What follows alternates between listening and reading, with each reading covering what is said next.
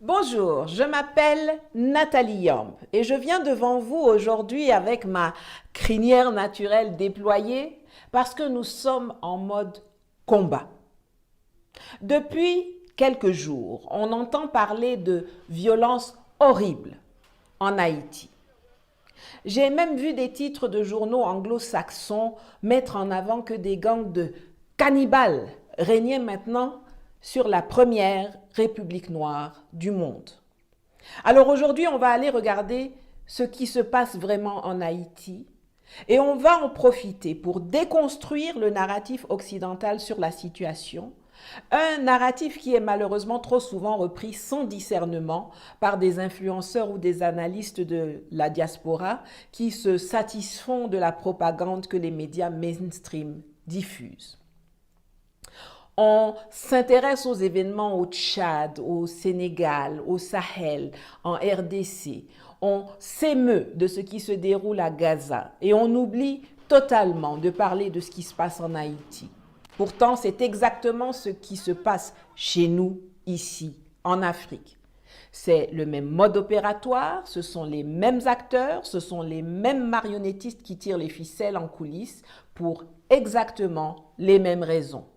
Et si depuis 1800 longtemps là-bas, on avait bien observé ce qui se déroule en Haïti à Saint-Domingue, comme ça s'appelait à l'époque, on aurait pu anticiper beaucoup de choses et déjouer beaucoup de pièges chez nous, en Afrique. Il y a quelques jours, on a vu le premier ministre, que l'on devrait plutôt appeler le premier sinistre de Haïti, Ariel Henry, se rendre au Kenya pour rencontrer un autre élément nuisible, à savoir William Ruto, le président kényan, afin de signer les accords qui devraient permettre aux troupes kenyanes de débarquer sur l'île pour y jouer aux policiers, ou plutôt pour devenir le cache-sexe noir d'une invasion étrangère diligentée par les États-Unis, le Canada et la France, la trinité maléfique qui a tout mis en œuvre systématiquement depuis des décennies et même des siècles d'ailleurs pour que l'État haïtien implose aussi sûrement que l'État libyen en 2011. Et alors que cet imposteur ou cet imposé de Ariel Henry s'apprêtait, nous dit-on, à revenir en Haïti, des gangs ont attaqué des commissariats, bloqué l'aéroport et surtout pris d'assaut les prisons dans l'île, dont le pénitencier national à Port-au-Prince, pour libérer près de 4000 prisonniers, eux-mêmes pour la plupart membres des 10 gangs. Vu du dehors, on pourrait penser que les gangs et Ariel Henry sont dans un antagonisme qui peut dégénérer en guerre civile. Si Ariel Henry pas démissionné, si la communauté internationale là continue à supporter Ariel Henry, il a mené nous directement dans une guerre civile et qui a débouché sur un génocide. Mais ce n'est pas tout à fait ça. Car quand on regarde en coulisses, on se rend compte qu'aussi bien les criminels dans la rue que le laquais politique Ariel Henry ont les mêmes donneurs d'ordre. La trinité maléfique USA, Canada, France. Pour ceux qui ne le savent pas, une partie des principaux gangs haïtiens a été fédérée en une coalition criminelle qu'on appelle G9 Famille et Alliés, avec à sa tête un ancien policier devenu gangster nommé Jimmy Cherizier, alias Barbecue, sous l'impulsion de cette femme, une diplomate américaine, Hélène Lalime, qui a dirigé le bureau intégré des Nations Unies en Haïti jusqu'en mars 2023, et qui était l'âme damnée, la voix dans l'oreille de l'ex-président Jovenel Moïse, assassiné chez lui en juillet 2021, quand il a cessé d'être utile, ou plutôt quand il a eu des velléités de résistance aux ordres venus de ses patrons et de leurs relais locaux, le Corps Group. Il y a aussi une autre grosse coalition de gangsters appelée GPEP, à laquelle appartient Vitellum Innocent, qui porte très mal son nom, et qui, lui, est aujourd'hui sur la liste des 10 personnes les plus recherchées par le FBI, car il s'est plu à zigouiller une otage américaine en 2022. Il faut savoir qu'en Haïti, il n'y a plus de députés, il n'y a plus de sénateurs, il n'y a même plus de président depuis l'assassinat de Jovenel Moïse. Il n'y a que le Premier ministre et quelques ministres qui font semblant de diriger, alors qu'en réalité ce sont des marionnettes aux ordres de puissances étrangères et aussi aux ordres de la bourgeoisie locale qui contrôle toutes les activités économiques, tous les trafics et même les coups d'État. Les voici. Vous remarquez quelque chose? C'est vachement local, non? Ariel Henry, dont les mêmes veulent aujourd'hui se débarrasser après l'avoir bien utilisé, devrait se considérer heureux d'être en exil au Porto Rico depuis quelques jours. Au moins, il est en vie. C'est le moment de rappeler à tous ceux, que ce soit en Haïti ou en Afrique, qui se mettent avec zèle et enthousiasme au service des colons, qu'ils finissent toujours comme des Kleenex, jetés après usage. Aujourd'hui, le pion Ariel Henry a fini de servir. Pour s'en débarrasser, on a activé le pion barbecue. Et on se prépare déjà à faire entrer en scène le nouveau pion politique qui va continuer de dérouler l'agenda d'assujettissement permanent d'Haïti. Peut-être est-ce Guy Philippe, cet ancien chef de la police formé par les forces spéciales américaines, qui a participé au coup d'État contre Jean-Bertrand Aristide en 2004, qui est revenu sur l'île en décembre 2023 après quelques années passées en prison aux États-Unis pour trafic de drogue, trafic pour lequel il a plaidé coupable. Depuis 3 mois qu'il est revenu sur l'île, il bénéficie déjà des services d'un groupe paramilitaire. Ce n'est pas un fait nouveau que les États-Unis placent d'ex-dealers de drogue à la tête d'États étrangers. Ils l'ont fait au Nigeria avec Bola Tinubu, il n'y a pas de raison qu'ils ne le fassent pas en Haïti. D'autant plus que les marionnettistes, les tireurs de ficelles qui sont à l'œuvre aussi bien en Haïti qu'en Afrique utilisent toujours les mêmes mécanismes. Premièrement, des hommes politiques vassalisés. Deuxièmement, des intellectuels aux ordres en attente de visa, de financement ou de reconnaissance occidentale. Troisièmement, des voyous, des rebelles, des terroristes ou des gangsters armés pour déstabiliser les États et semer la terreur parmi les populations. Quatrièmement, des armées nationales affaiblies, mal formées, mal équipées ou même inexistantes. Cinquièmement, une intervention militaire étrangère. Sixièmement, un ou plusieurs États voisins sanctuaires. Septièmement, une communauté régionale au service des puissances occidentales et non des États et des populations de la région concernées. Huitièmement, l'utilisation de la dette ou de l'aide comme un instrument de coercition. Neuvièmement, la propagande et la désinformation. Et dixièmement, l'utilisation de l'ONU, du Conseil de sécurité et de toutes les institutions issues de la Deuxième Guerre mondiale où la solidarité occidentale à toute épreuve s'exerce pour maintenir les pays concernés sous tutelle.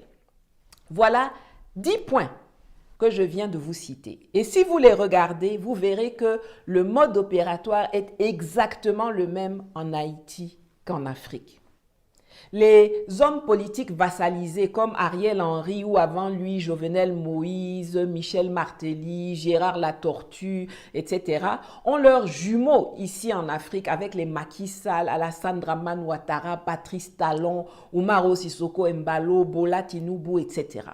Et ceux qui sont récalcitrants sont dégagés ou liquidés. Bertrand Aristide, écarté par un coup d'État sponsorisé par la Trinité maléfique en 2004, peut venir témoigner, à la différence de Jovenel Moïse qui repose 6 pieds sous terre. Et les Occidentaux ont sponsorisé et continuent de sponsoriser les groupes armés terroristes comme le MNLA, la CMA et autres qui déstabilisent le Mali, le Burkina et le Niger, alors qu'en Haïti, ce sont des gangsters comme Barbecue et son G9 qui sont mis à contribution.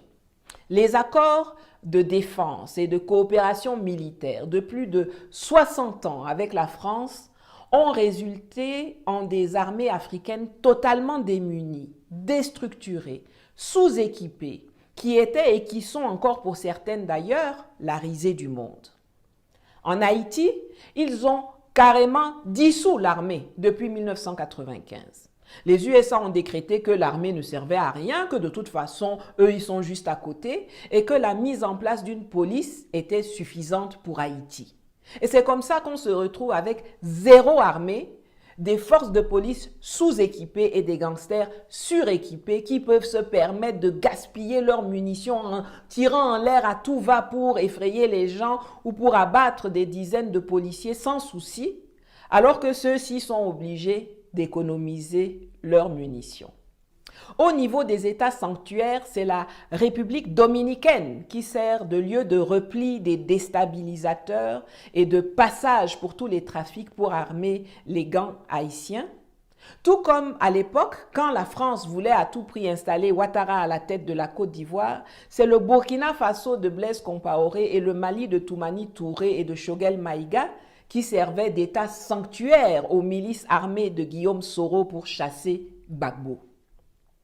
Par une ironie dont l'histoire a le secret, aujourd'hui, 20 ans plus tard, c'est la Côte d'Ivoire d'Alassane Dramane Ouattara qui, avec le Bénin, sert d'État sanctuaire pour déstabiliser le Mali, le Burkina et le Niger. En Afrique centrale, c'est le Tchad qui sert d'État sanctuaire à la déstabilisation du Centrafrique et le Rwanda à celle de la RDC. La toxique CEDEAO en Afrique de l'Ouest, son pendant nuisible dans les Caraïbes, c'est la CARICOM, la Caribbean Community. Et le pendant de l'Union africaine, c'est l'Organisation des États américains. De la même façon qu'ils ont collé la MINUSTA dans les dents des Haïtiens, la mission des Nations Unies pour la stabilisation en Haïti jusqu'en 2017, de la même façon, ils ont déployé la MONUSCO, la MINUSMA, la MINUSTA, l'opération Serval, l'opération Barkhane, l'opération Licorne, l'opération Sabre, l'opération Turquoise en RDC, au Mali, en RCA, en Côte d'Ivoire, au Burkina. Et ces gens-là se comportent pareil. Ils viennent pour violer les enfants et les femmes, distribuer les maladies, piller les ressources, tuer les populations, mais jamais pour éradiquer les faiseurs de troubles. Parce que ce sont les États qui les envoient qui sont les faiseurs de troubles et les parrains des milices, des terroristes et des gangsters. J'avais fait une vidéo sur l'ONU et son mode opératoire. Je vous la mets quelque part ici à l'écran. À la fin de celle-ci, allez la regarder si ce n'est pas déjà fait. Le schéma est toujours pareil.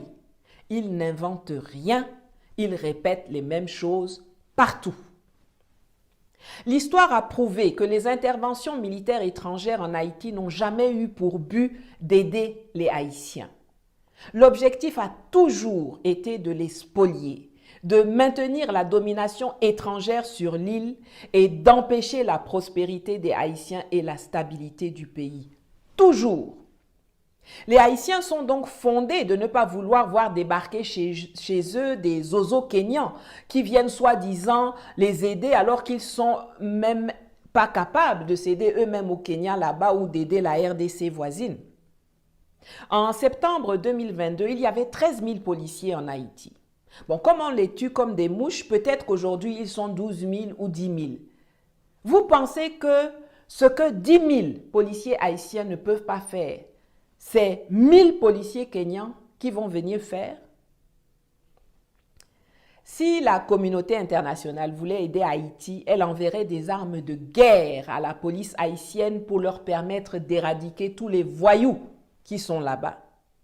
Mais comme au Mali, comme en RDC, comme en RCA, elle ne le fera pas parce que ce n'est pas son objectif. L'objectif de la communauté internationale, c'est de maintenir le désordre et de maintenir Haïti comme les autres États sous tutelle. Pourquoi? Parce qu'il faut punir ad vitam aeternam ceux qui ont eu l'audace de fesser l'armée impériale française en 1803 à Vertières et de devenir la première république noire du monde, alors que les Noirs étaient jusqu'alors cantonnés au rang d'esclaves et de serviteurs. Parce qu'ils ont peur qu'on leur réclame des comptes et des réparations pour les vols, les pillages, les spoliations et les rançons qu'ils ont extorqués au cours des années et des siècles passés. Parce qu'il y a des ressources qu'ils convoitent. Après l'Afrique du Sud, Haïti serait la deuxième plus grande réserve d'iridium du monde, un métal rare et nécessaire à la technologie et aux télécommunications. En République dominicaine, il y a de l'or, de l'argent, du cuivre, du nickel, du fer qui sont exploités. Vous pensez que les gisements s'arrêtent comme par magie à la frontière haïtienne, alors que les deux pays sont sur un même lopin de terre au milieu de l'océan? Come on! Je voudrais maintenant m'adresser à mes frères et sœurs d'Haïti. Je voudrais vous dire qu'on pense à vous, qu'on souffre pour vous, qu'on souffre avec vous. Vous êtes nombreux à me suivre et je sais que vous savez que nous sommes nous-mêmes aujourd'hui sur le continent africain en plein milieu d'une lutte de libération pour nous débarrasser des mêmes sauvageons, des mêmes barbares, des mêmes larbins qui vous martyrisent, vous pillent, vous poussent à mourir de faim ou à mourir sous les balles des voyous qu'ils financent. Les vrais cannibales, ceux qui mangent nos vies, ceux qui mangent nos morts, ceux qui dévorent nos vivants, qui nous dévorent vivants, c'est eux. Notre chance à nous, c'est que nous avons des Assimi Goïta, des Ibrahim Traoré, des Abdraman Tiani, ces vaillants militaires qui ont décidé de prendre en main le destin de nos pays, de nous sortir de l'enfer de la domination occidentale en affrontant directement le colon sur le terrain militaire, diplomatique, économique, culturel et politique, et en concluant des partenariats stratégiques qui nous permettent de nous émanciper petit à petit, lentement, mais sûrement. Je ne sais pas combien de temps ça prendra pour que nous soyons totalement débarrassés de ces sangsues américaines et européennes. Mais je veux que vous sachiez que je ferai tout ce qui est en mon pouvoir pour convaincre nos dirigeants de vous aider dès que nous serons en situation de le faire. En attendant, vous devez vous arranger pour faire arriver au pouvoir un patriote haïtien qui va, sans peur, vous mener à la liberté.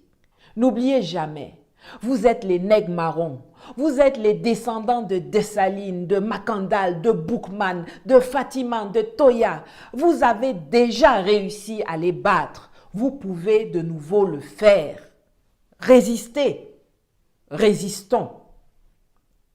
N'oubliez pas, s'il vous plaît, de vous abonner, de mettre un pouce debout, de partager cette vidéo avec vos contacts et sur vos réseaux et de commenter, surtout pour mes amis haïtiens, afin de fournir encore plus de contexte et d'explications à vos amis qui vous suivent de partout dans le monde sur cette chaîne. Et si vous le pouvez, merci également de contribuer à mes cagnottes dont les liens sont inscrits plus bas, afin de me permettre de continuer à produire du contenu éducatif. Merci et à bientôt.